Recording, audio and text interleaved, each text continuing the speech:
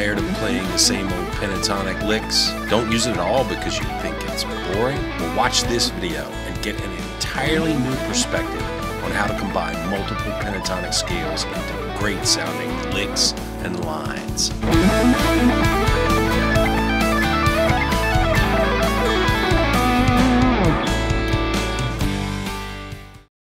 Hey guitar fanatics, welcome back or welcome to the channel. Today we're going to take a look at a skill you probably already know, but you might not be using it to its fullest potential, and that's the pentatonic scale. If you're like most guitarists, you probably learned the pentatonic scale early on in your playing career. But have you ever started to think that your pentatonic playing is a bit stale or predictable? Are you bored with it because you always end up using it in the same way and playing the same licks and phrases?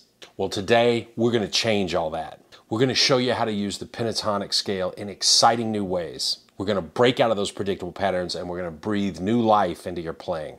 Whether you're a beginner or you're an experienced player, these tips and tricks are going to help take your pentatonic playing to an entirely new level.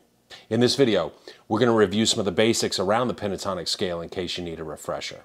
Then we're going to dive into some advanced techniques and creative ways to use the pentatonic scale that you might not have thought of yet. By the end of this video, you're going to have a whole new arsenal of pentatonic ideas to inject into your playing.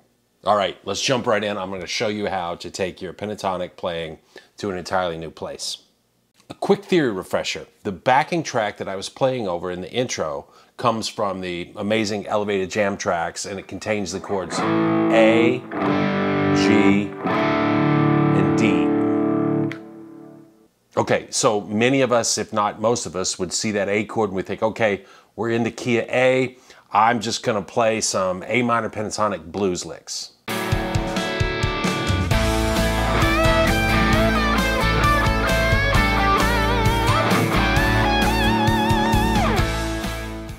And that sounds great. Some of us might still be thinking A, but more of a major tonality, and you might think, I want to do the Southern rock kind of thing, and it might sound like this.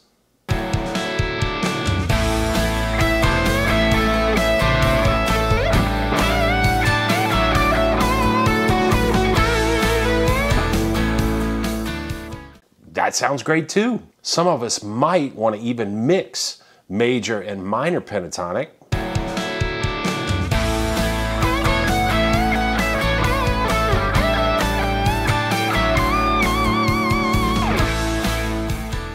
And I think that sounds even better. And you know, you might be content to spend your entire playing career exploring those sounds, and there's nothing wrong with that. But you know, it's been my experience that as players advance, they start to see the pentatonic scale as elementary. They start to look elsewhere for other scales and patterns that they think sound more complex and that it'll make their playing sound more advanced and complex. But I was reminded a couple of days ago of how much ground you can really cover with the pentatonic scale if you truly know how to use it. So I was listening to a live performance by Eric Johnson from about 10 years ago, and he was playing a song that has a chord progression that's similar to the backing track from our intro. Now, over a chord progression that we might think of as in the key of A, he was using 4 different pentatonic scales. He was using A major, A minor, B minor, and E minor. And the lines that he was putting together, well, they sounded amazing. So what the heck? Why does this work? Well, the first secret is that chord progression that we're thinking of as being an A, it's actually from the key of D major. So when we see an A major chord and a G major chord together, you got to realize that the key of A major does not have a G major chord in it. But the key of D major has both G major and A major chords in it. So G major is the 4 chord of D, A major is the 5 chord of D. And then once we realize we're in that key of D major, well, that opens up a whole new world of possibilities. Now, we can go all crazy and we can start thinking about modes and 7-note scales and arpeggios, but we don't have to do that. What we can do is look at this tool that we're already familiar with, the pentatonic scale, and we can explore what's available to us in the key of D major. And we're going to follow Eric Johnson's lead, and we're going to learn to make up licks and lines using A major, B minor, and E minor pentatonics. So let's compare notes. Well, the notes of those different scales, I mean. So B minor pentatonic has the notes B, D, E, F sharp, and A. E minor pentatonic has the notes E, G, A, B, and D. A major pentatonic has the notes A, B, C sharp, E, and F sharp. So here's the deal. All three of those pentatonic scales come from notes of the D major scale. Now, since pentatonic scales only have 5 notes, and those are 3 different pentatonic scales, none of them are going to contain all of the notes of the D major scale. But if we play them together, they do contain all 7 notes of D major, and they contain all 7 notes of each of the 7 modes of the key of D major. We're just not playing all those notes in a straight linear fashion. And by playing them separately to make up our licks and lines, we get 2 really awesome effects. We get different combinations of notes that sound different over the different chords of the progression. We also get this airy, open sound that we associate with pentatonic scales because pentatonic scales have no half steps, and each pentatonic scale contains 2 1.5 step gaps. So ultimately, the lines that we can create end up sounding way different than the lines that we would create with, say, the 7-note modes. They sound more similar to the open sound of arpeggios, but with some of the non-chord tones mixed in. So let me take a minute to show you how to practice these concepts to gain fluidity switching between the scales. And then we'll get into that lick that I played in the intro. So first of all, let's check out how these patterns sit with each other on the fretboard. Let's go up to the 12th fret, and we're going to start with the first pattern of E minor.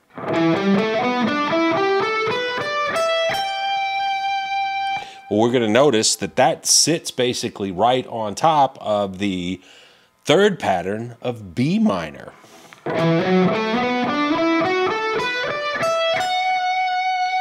And it also sits right on top of the 4th pattern of A major.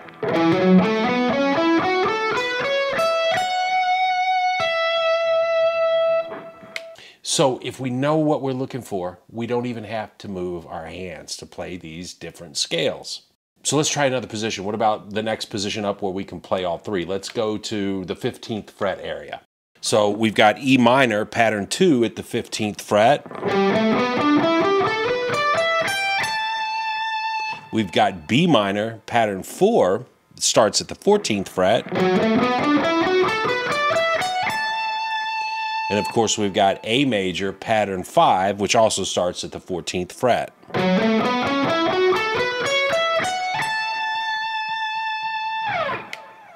And it's like this all the way up and down the fretboard. So given how closely these scales are intertwined, with a little bit of practice, you're going to be able to mix and match and move between them with ease. So let's start off with just playing 2 of them. Let's start off with E minor and A major. So we can start off slow by playing maybe some licks with 2, 3, 4 strings at a time. Let's start off again, E minor and A major. I'm going to play a little 3-note lick here.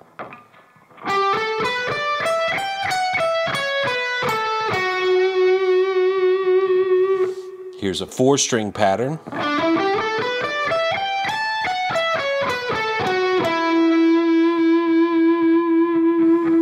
So that's E minor and A major. Let's try B minor and A major.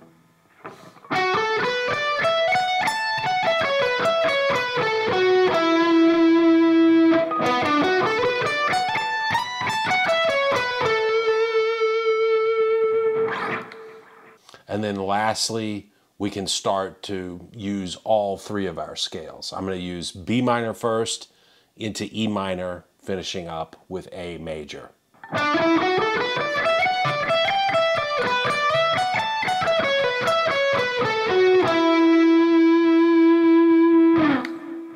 And so there's no right or wrong. You just want to get your feet wet. You want to start experimenting, and I think you're going to surprise yourself with the really great stuff that you'll be able to come up with pretty quickly. So this leads us up to the lick that I played in the intro. Over the first couple of measures, I played a long string of straight 16th notes. So we started off with B minor, pattern 3 up at the 12th fret, and I play 8 notes there. And then I play 8 notes that I'm thinking E minor. That's in E minor pattern 1 there at the 12th fret. And then there's 10 notes still thinking E minor.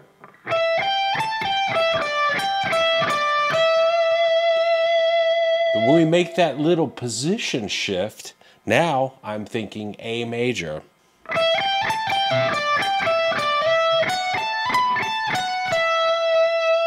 And then we finish up in that third measure with 3 Eric Johnson style quintuplets. And we finish the whole lick on the B note on the 14th fret of the A string. Played slowly.